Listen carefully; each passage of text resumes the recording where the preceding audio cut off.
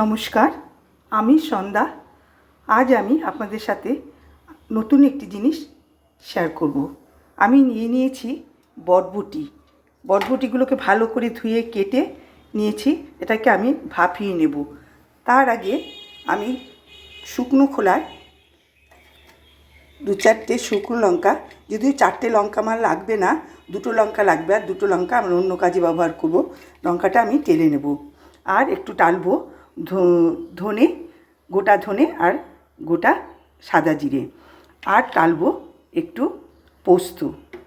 টালা হয়ে গেলে আমি আবার ফিরে আসছি। টালা ধনে, জিরে, শুকনো লঙ্কা আর পোস্তটা আমি মিক্সির বাটিতে নিয়ে নিয়েছি। আমি পেস্ট করে নেব।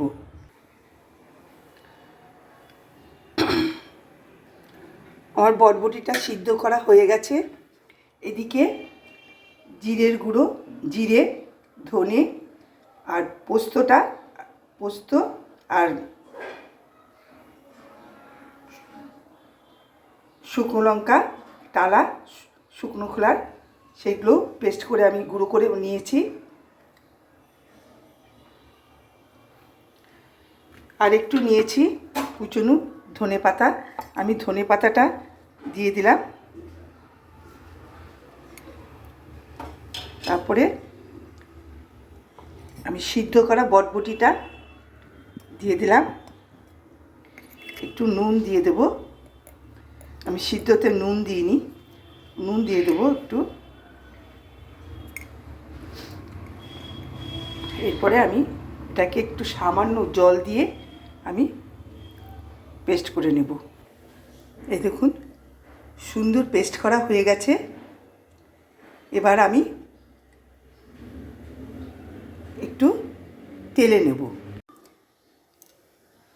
প্যানটা বসিয়ে দিলাম, তেলও দিয়ে দিয়েছি। একটু কালো জিরে ফোড়ন দেব। কালো জিরে ফোড়ন দিয়ে আমি আমার পেস্ট করা বরবটি পেস্টটা পুরো দিয়ে দেব। তার আগে ভুল হয়ে গেছে, তার আগে আমি একটু রসুন থেতো করে রেখেছি, রসুন দিয়ে দেব। রসুনটা একটু নাড়াচাড়া করে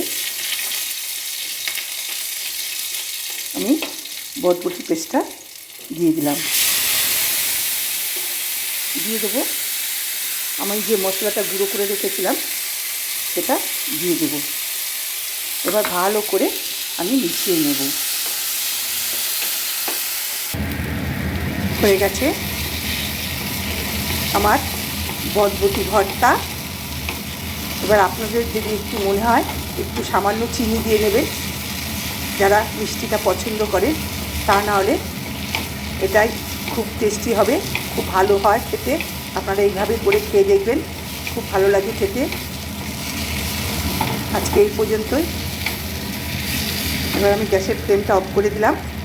এবার একটি পাত্রে আমি তুলে নেব।